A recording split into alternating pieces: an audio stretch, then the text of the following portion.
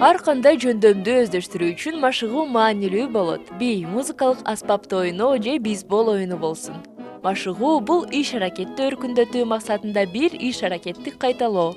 Бул бизге тапшырмаларды оңой, тезирээк жана ишенимдүү аткарууга жардам берет. Көнүгүү мээнин жакшы иштешине кандайча жардам берет? Мээде нерв ткандарынын эки түрү бар: боз зат жана ак зат.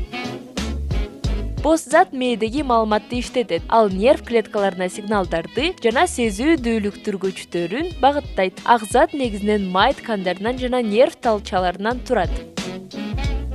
Денени кыймылдатуу үчүн мээдеги боз зат жөнүндө маалыматты булчуңдарга жеткириш керек. Ал үчүн аксон деп аталган нерв клеткалары жүлүн аркылуу өтүш керек. Кантип окутуу жана кайталоо мээнин ички иштөөсүндө иштейт. Ак заттардын курамында болгон аксондор миелин деген майлуу зат менен капталган. Көнүгүү миелин кабыгынын өзгөрүшүнө алып келет. Миелинди электр кабелдериндеги изоляцияга салыштырса болот.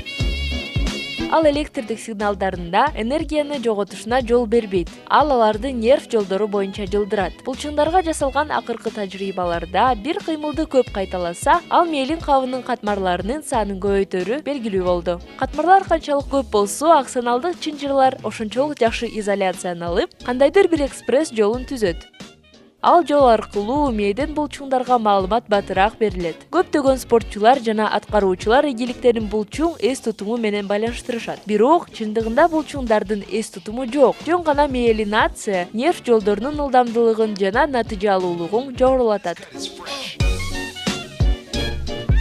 Бул спортчуларга, ырчыларга жана бийчилерге артыкчылык берет. Кандайдыр бир чеберчиликти өздөштүрүү үчүн канча саат, күн, жыл бою машыгуу керектиги жөнүндө теориялар бар. Сыйкырдуу сан азырынча табыла элек. Бирок биз билебиз, чеберчиликке машыгуунун узактыгы гана эмес, анын сапаты жана натыйжалуулугу дагы таасир этет. Натыйжалуу окутуу үчүн ыраттуулук, толук концентрация, максат коюу жана окуучунун азыркы жөндөмүнүн чегинде болгон кемчиликтер менен күрөшүү керек. Эгер мунун бардыгы эффективдүүлүккө байланыштуу болсо, анда машыгуудан кантип көбүрөөк пайда аласың? Төмөнкү кеңештерди колдонуңуз.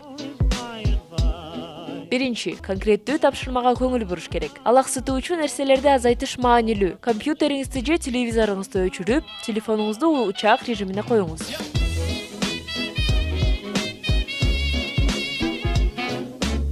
Бир изилдөөнүн жүрүшүндө изилдөөчүлөр 260 студенттин окуп жаткандыгын байкашкан. Орто эсеп менен алганда, студенттер бир тапшырмага 6 мүнөттөн ашык эмес убакытта көңүлүн бурушу мүмкүн. Ноутбуктар, смартфондор жана өзгөчө Facebook студенттерди алаксытат экен. Экинчи, жай кыймылда машыгуу. Координация туура же туура эмес болсо дагы, ал кайталоолорго негизделет. Эгер сапаттуу кайталоолордун ылдамдылыгын акырындык менен көбөйтсөңүз, анда аларды туура кылып баштайсыз. Ошондой эле жогорку деңгээлдеги аткаруучулар адатта тез, бирок үзгүлтүксүз машыгышат. Изилдөөлөр көрсөткөндөй, көптөгөн мыкты спортчулар жана музыканттар өз кесибине байланыштуу иш-чараларга жумасына 50-60 саат сарпташат. Көптөгөн адамдар натыйжалуу машыгууларды күнүмдүк кыска сабактарга бөлүштүрүшөт.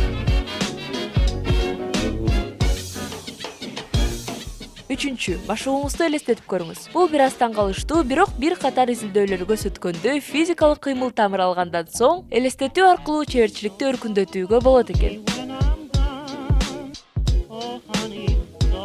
Бир изилдөөдө 144 баскетболчу 2 топко бөлүнгөн экен. А тобу 3 саат бою бир кол менен топту себетке ыргытты. Ал эми Б тобу ыргытып атканын элестетип атты. 2 жумалык эксперименттен кийинки тесттин жыйынтыгы көрсөткөндөй, 2 топто тең орточо деңгээлден жогору оюнчулар бирдей деңгээлде чеберчиликтерин өркүндөтүштү. Илимпоздор мээнин сырларын ачууга жакындаган сайын, биз машыгуунун натыйжалуулугун жакшыраак түшүнө алабыз. Эффективдүү машыгуу бул чектөөлөрдү жеңүүнүн, жаңы бийиктерге жетүүнүн жана потенциалыбызды өркүндөтүүнүн мыкты жолу.